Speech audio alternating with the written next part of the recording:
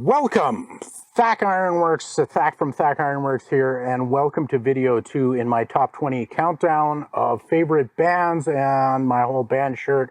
Why am I wearing band shirts all the time? What a gimmicky thing, which has become part of my brand, and people seem to enjoy it, or at least comment on it, or make fun of me, which either way, I'm getting attention. So we're moving into the top 10, and without further ado, let's begin our top number 10, Rollins Band. And I realized that my Rollins Band t-shirt has long since decayed to nothingness, so the best I can do is Black Flag here. And if you know anything about Henry, you'll know that was the first band he really started in, and the American punk movement. He was part of that whole thing. Black Flag, just very influential band in that early punk movement. But I really liked when Henry went on to his own sort of albums, and he just put out some really interesting, intense, and heavy albums. Maybe not a great vocalist. He's basically doing spoken word, but covers a variety of topics with a lot of intensity. And Henry himself, you got to say, is a very Renaissance sort of guy. He writes books. He's a great interviewer. He interviews a lot of bands and is a really articulate person and has a way of getting good interviews out of different celebrities. And he's been in a number of movies with little roles. I think he was also in Sons of Anarchy, if you remember. I think he died on a toilet like Elvis. But I think he is one of those extremes in my musical taste that kind of sits right out on the perimeter and is just has given just a lot of entertainment to me over the years, and and music that is really good to reflect on. So thanks, Henry. Oh, fun fact, he punched me in the head. I was at a concert one time, and this was back when I was drinking, and I was very drunk and got kicked out, and then I broke into through backstage, and I came out, and I thought I had weaseled my way back into the crowd without anyone knowing. Unknowns to me, the security guards were coming behind me. Security guard grabbed me, and I just made it up to the front of the stage, and Henry, in the meantime, was coming towards me, and he comes up, and he sees this whole thing transpire. He comes up and punches me repeatedly in the head, ended up with a concussion, bloody eye, cut my eye, and everything like that. And I've had a lot of people ask, why didn't I sue him? But it was, to me, the whole philosophy of Henry Rollins, a very stoic philosopher. He was pointing out that I was being an asshole, and I bear him no ill will. Point taken. Thanks. You did good, Henry. Number 9, Bathory. Bathory is a band that not very mainstream. They were, you could say they kind of created black metal. I could say that. That's very debatable, I suppose. But Swedish band, basically Quorthon, just the one guy that really drove the entire thing. And he put out just a ton of work before he died. I liked the first 4 or 5 albums. And then as he merged into the Viking metal and the ambient stuff, kind of lost me on that. And that it's still good musicianship there and everything. But I really like the first few albums. The first 2 were very low production quality, and certainly that turns a lot of people away. I kind of like that very raw garage sound, and there's just, I don't know, there's a real darkness and intensity about that style of music, and I just like the way Quorthon created songs. He had a lot of epic backstory. He was a bit of a storyteller with his music, and it just kind of had an otherworldly feel to it. And to me, yes, it was a good forerunner for the whole Norwegian black metal movement, and I think very inspirational for a lot of bands. But again, it's not a band that you typically hear about as far as a mainstream metal act. Number 8, Metallica. Now, a lot of metal snobs are real haters for Metallica, and it's an easy band to malign, and I think a lot of that might come down to just the fact that they are the most successful metal act of all time, financially speaking at least. But I don't think you can really argue with the fact that they're great musicians. I know some people say no, they say Lars is a shitty drummer, I think he's great. I think the fact that his personality comes through in a very drum-driven sound, I think all the bassists they've had have been great. Like starting out with Cliff, I think was a fantastic. And I think Jason was totally underrated and maligned by the band. I think he was a powerful musician, did very well. And then Rob, their current bassist, I think he does a great job. Kirk Hammett, his name escaped me for a minute there. Great guitar player. And I've enjoyed them throughout the years. I've enjoyed pretty much every album they've come out with, although they've varied quite a bit. Even like Load and Reload were pretty sketchy albums. I still liked it. I think, you know, they were exploring kind of more of a hard rock thing. I think it was great. The Black Album, you know, that was their breakout album for mainstream, but still some really great songs on that. Of course, being a true metalhead and hearing them as a 14-year-old for the first time during the whole thrash movement, it was those first three albums that were just gold, and I think they nailed it, and they really defined thrash metal as far as I'm concerned. They were the forerunner of that entire movement. And the albums they're doing even now, I think structurally are quite good. They're accomplished musicians, and I think they're great to see live, even though I don't go to giant stadium shows, so I haven't seen them for probably 25 years. But I have all respect for them. I think they're a great band, and I think they've weathered a lot of storms and are continuing to put out good music. Number 7. Is it 7 that we're at here? Yes, 7. Venom. This is going to just start polarizing people now that I'm in my top 7 here. Venom, they were a band that inspired me very early on. And depending who you talk to, you could say that they were the beginning of the black metal movement. I tend to disagree, but I'd lump them in with Merciful Fate and, of course, Celtic Frost. Those three bands in the mid-'80s or early '80s, they came out with that extreme sound, and they were different than anybody else before. I think, you know, musically they kind of varied a little bit, and they had the overt satanic aesthetic. I think that was part of the whole thing, but I wouldn't lump them in with black metal as it became, especially in Norway. That has a different style of music, is different genre altogether. Anyway, Venom, low production value, again, very punky sounding stuff, and I like the rawness of it, and I like their they don't give a shit sort of attitude, and the fact they were very overtly satanic. They was kind of in your face back during the mid-'80s satanic panic. They really leaned into that hard, and just real fuck you sort of attitude about it. I like what they became very much later on. There was an album that came out, Venom put out an album, I forget what it's called now. Smoke was on that, Into the Depths of Hell or so. I can't remember. Anyway, that album came out maybe about 10 years ago, and I think it was great. They've kind of changed their sound, a little bit more refined, and I think that was great. Kronos was in that. I'm not sure if the other original guys, I know around that time they had a split, and then there was Venom Inc., and I went to see them live, and I was just completely blown away. Their new singer was great, and the two original guys, it was just really good heavy metal, old school music, but again, different than the early Venom. Their album that they put out, Ava Santanas, I think, a few years ago, maybe 5-6 years ago, I love that album. Great music. Just goes to show that even these metal geezers can still put out compelling music that is fun to listen to. Number 6, Monster Magnet. Once again, I don't have a shirt. I did have several over the years, but they're all become rags and are out of production.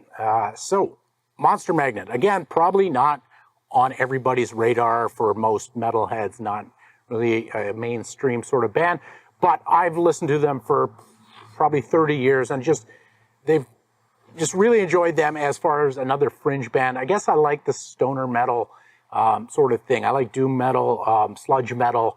I like that really fuzzy, heavy guitar sound. And like bands like Electric Wizard, that's another one that I enjoy. But I like Dave Windorf from Monster Magnet. I think he's got a really neat outlook. His very, I don't know, fantasy, comic book oriented sort of lyrics.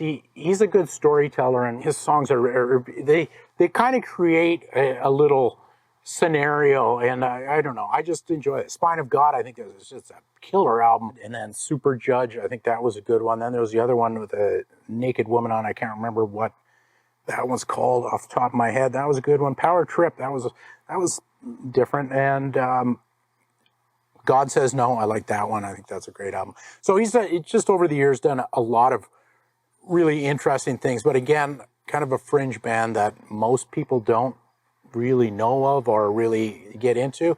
I like his black humor and that whole sardonic approach to life, a nihilistic almost, but with a sense of humor. So thanks, Dave. It is September, but it is bloody hot out here. I've got direct sun on my back. I'm just sweating, contaminating shirt after shirt. Anyway, number 5, Danzig. That guy can sing, man. Glenn Danzig is probably one of the best singers in rock and roll. And I think he's very underrated in that regard, but he's kind of like the evil Elvis as far as I'm concerned. He started the whole horror punk thing with Misfits back in the 70s, and then he had Sam Hain, which nobody can seem to get their hands on. I've never really heard any of that music. But then when he came out with the first Danzig album, I think that was just it. That was a totally different style of heavy music. Not exactly punk anymore, not exactly heavy metal, not blues, but very blues driven. And again, we've got Rick Rubin coming in here. I think Rick did the first 4 albums with Glenn. And to me, it's those first 4 albums, just fantastic music. And I really like his style, different than everybody else's. He's got a great voice, as I said. He had a bunch of great musicians in there. I would say maybe my favorite song from Glenn from that era would be How the Gods Kill. I just think that one's got a really nice, sinister cadence to it, and lyrics and everything music-wise. Just a great song. I like that one. And Going Down to Die, I think that's on number 4. That another great song, that very bluesy sort of sad kind of song. I think he's a real master at that style. All right, we've got a lawnmower in the background now. We're hoping that the lapel mic, and we've also got a train whistle. We've got a lot of background noise. So let us know in the comments how this is translating. We're hoping that you're getting good sound off of this. Anyway, number 4, Motorhead. Probably no great surprise if you're a viewer of my channel. I've just been a Motorhead fan right from day one, probably age 12 or 13 when I first heard Ace of Spades, and just couldn't believe it. I think the song Ace of Spades that begins the album Ace of Spades, I remember hearing that the first time, and it's just, the song is so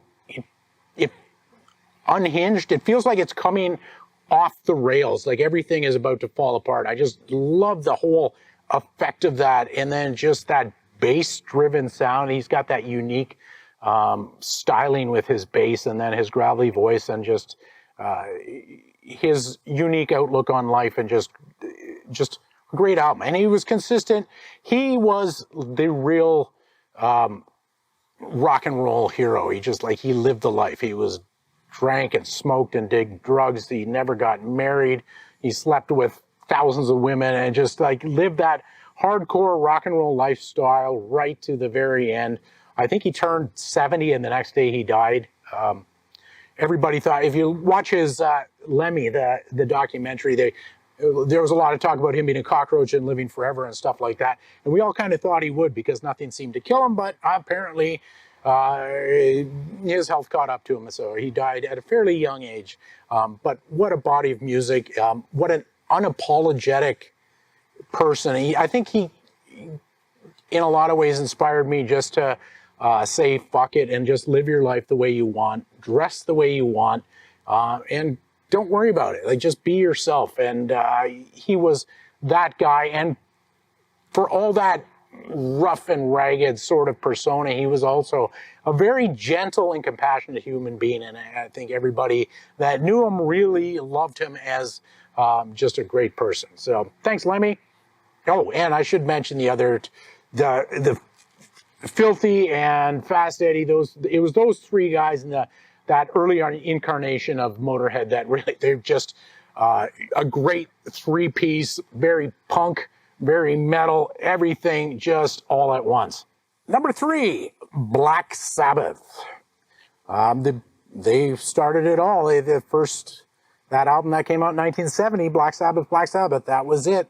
I think you could pretty much objectively say that is where heavy metal began, and all the elements were really there. For me, it's the first 6 albums, I think, they were just gold. I remember hearing them early on. I think probably the first song I ever heard was Electric Funeral, and I remember I was maybe 12 years old, and it was just so weird. I didn't know what to think, but it was compelling, but it was so dark and weird, and it's just something like, you got to think back around 1980, that was not something you were hearing on the radio. It was a different sort of music. But anyway, as I got into it and I listened to those first 6 albums, I think, they really were great musicians. They experimented with things, the legend about Tony Iommi getting his fingertips, losing his fingertips, that he had to put bottle caps on them, and that's where he had to string his guitar extra loose and low, and that's where that heavy metal sound came from. And, all that, these guys from Birmingham, they were poor, really had no hope or direction in life, but they put together this band, and it was just something that was so compelling for everybody right off the bat. I think very quickly they put out Black Sabbath, and then the same year they put out Paranoid, and then the next year they put out this one, Master of Reality, and it just bang, bang, bang. They were just knocking out with all these songs that, to me, are wildly different. They were creating a sound, but they were very experimental. I really like Bill Ward as a drummer. I think he's got that jazz influence in there, and he's not afraid to throw in some really jazzy sort of drum bits in there, something like, I don't know, Planet Caravan or something like that. It's just, I like the way that they just kind of did whatever they wanted, and it seemed to work. And I liked Ozzy's voice back then. I like Ozzy as a musician. I enjoyed his voice much more as a youngster in Black Sabbath as opposed to a soloist. Not the biggest fan. I think Ozzy's got a great body of work, and I think he's worked with a lot of great musicians over the years, and went on to his whole solo career and a lot of really good songs, but then a lot of songs I don't really like. Black Sabbath, they put out those great first 6 albums, then the 7th album, not so great, and then they came along with, when Ronnie came in, and they did those 2 albums, and they did that live album, and that was a different incarnation of Black Sabbath, as I discussed in the Dio segment. And then they went on and it just kind of fizzled out as far as I'm concerned. They did a number of different things over the years that had a couple good songs and a couple of good singers here and there, but it was pretty spotty. But those first 6 years, the first 6 albums, they really kind of nailed it and created that sound. So you really can't, if you're a metal fan, I don't think you cannot be a Black Sabbath fan, or at least acknowledge that they really created a foundation that everybody else is built on. Number 2, Judas Priest.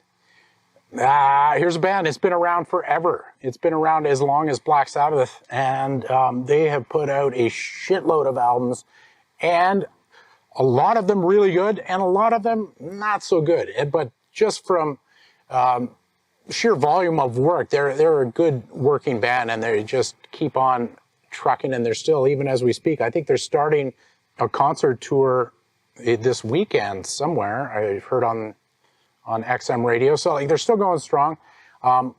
Love Rob. I think he's maybe the greatest metal vocalist of all time. Such a range, he's such a good screamer, but also can do very elegant vocals as well, and just a good spokesman for the whole metal genre. He's become kind of that grandfatherly figure. Of the last couple of concerts I've seen, he kind of sits there between songs and chats about things, and I see him in interviews, and he's just he's been there and seen it all. He's had a difficult life, being a closeted gay back in the 70s and 80s, and then finally coming out, and the whole backlash, and then substance abuse, and he's had several tragedies in his life, and he's weathered through all of this stuff. He always is such a proponent of heavy metal, and that's his saving grace. And I just think he's a great artist, and he's done it. I think art thrives on adversity, and I think he's the living embodiment of that. And then you got KK and Glenn as the two guitarists that really drove that sound. And I think that two guitar sound, I like that in bands like Thin Lizzy, even Metallica, things like that. But I think the way Judas Priest did it with the two lead guitars was just very full, compelling music. And it was really one of the things that got me. They were my favorite band probably in the early 80s as I was starting into the whole metal thing. I would say Screaming for Vengeance, that album, that was about when I was starting to be able to buy music myself and listen to it. And I was a huge fan of that album, but that song, Screaming for Vengeance, I think to me is like a perfect quintessential heavy metal song of the 80s. That it basically ticks all the boxes. I also had a lot of their earlier albums, like Rock and Roll, Hero, which was a different producer on that one, but Sad Wings of Destiny, Sin After Sin, all those early albums that were very much more of a hard rock, Led Zeppelin style of music maybe, but really good stuff and some really good screaming, like Victims of Changes, a great song there. But then when they got into Stained Class and Hellbent for Leather or Killing Machine, depending where you're from, they started experimenting with things that would become things like speed metal and thrash metal. They kind of experimented widely enough that they gave hints to other bands. And then they went through the 80s where they went through their real power phase with a number of albums like British Steel. Obviously, that's where they really fused together that more current sound, the punk, short punk type Christmas to their songs. And they're really they were a driving force through the 80s metal scene. And then Turbo, I think that song's great song, pretty shitty album. And then after that, it just kind of fizzled out. They came back with Painkiller. I think that was a great album. And I like when Ripper Owens came in. That might be controversial for some people. I think he's a great vocalist, and he's almost a Rob Halford clone. But I think as his own person, I think he was a great lyricist. I think he did a great vocalist. Lyrically, maybe not so good. I think Demolition maybe is the shittiest album that Judas Priest ever put out. And I don't think it really showcased his vocal talents. I don't know what was going on there. But then in the past several years, they put out a number of albums with Rob back at the vocals and has done very well. And like KK's Priest, I think that's also a nice little offshoot. Still very much Priest-like music. They are a very prolific band, a number of artists, and they have enriched my life so much. So thanks, Priest. Slayer! So number one is, of course, Slayer. I don't know if that's a surprise for you as a viewer or not. What can I say about Slayer? They're consistent, and they, year after year, put out consistently heavy music, that great guitar work. Tom Araya is a vocalist. I think I just really enjoy him, and I like, one of the things I like about him, is just going off on a tangent here, is when I go to see a lot of these old thrash bands, they're so happy to be on stage. Tom he's a grinner. When he's singing, he's got that big grin. Also, Testament, the singer for, I don't know the name of, and same with Death Angel. Those guys are just so happy to be out performing after 30 years or 40 years. And it's always a pleasure to see them. But I just think Tom is a great singer. I think he's got a good growly voice, but he can also do some of the more elegant stuff as well. And Kerry King, what can you say? He's a guitar god. Maybe not everybody's taste, but as far as getting chunky fucking riffs, he knows how to deliver them, and is just is able to come up with riff after riff. He's I would say at a level with Tony Iommi, and I think he's done very well. Randy, he died, I don't know, like 10, 15 years ago. He was, he was a great guitarist as well. And then they've had various great guitarists come in over the years. And Gary Holt, I think, is was their current one or their last one, and he was.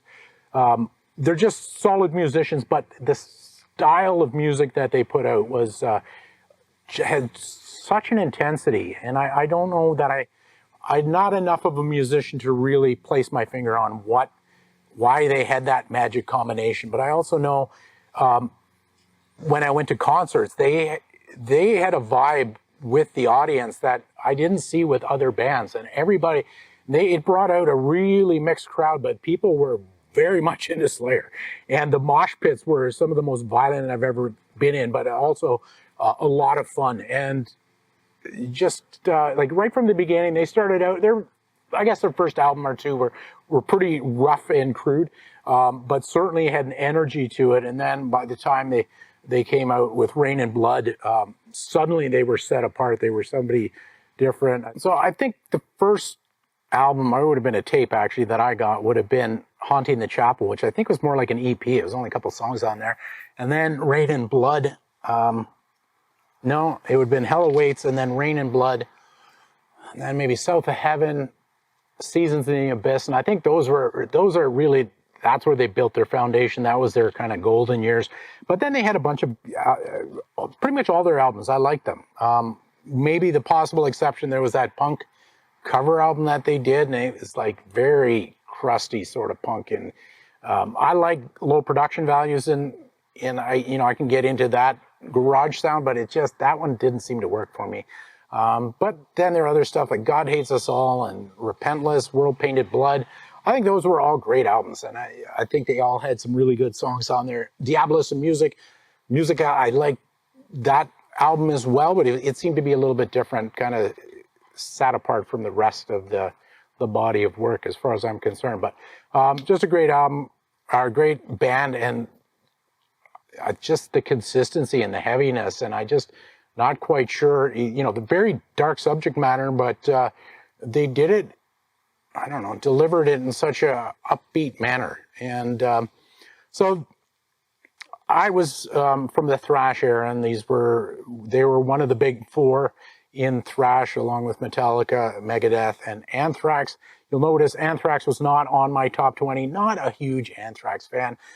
Having said that, whenever I see them live, they're a fun band to see live, and they are, again, another one of those old thrash bands that they're so happy to be out there performing music live, and they really get the audience going. So I got to hand it to them for that. But to me, Slayer is just for the backdrop of my soundtrack of life when I'm working, and my music is kind of something that I listen to when I'm working, when I'm alone. It's not something I do for anybody else, and it's not a group activity I do with my friends or anybody else. Music is something that is very much just for me. So when I'm driving my vehicle or working out, or when I'm working at the shop on a Saturday and I don't have my crew in there, that's when I really like to crank the tunes and get into my music. And it's just, for me, it's only rock and roll. I don't ascribe any divine power to it, but it has been a wonderful condiment to my lifestyle, and it's just something that I really enjoy. So hope you enjoyed these videos on my countdown, and I'm sure there's going to be some comments from you metalheads. For the people that are not into this style of music, but you watched the videos all the way through, well, congratulations. And if you haven't subscribed to my channel, I hope you would do that. We've got probably, I don't know, close to 200 videos out there now, somewhere around there. Lots and lots to come. I've got a lot of projects on the go, and I hope you stick around. Really curious to see what the feedback on this one is. Thanks for watching all the way through. If you've made it this far, there, I think my voice is starting to go. And now we've got weed whackers in the background, so we're going to call this one. Thanks for coming out. I will see you in the next video. That's it. Thack out. See ya!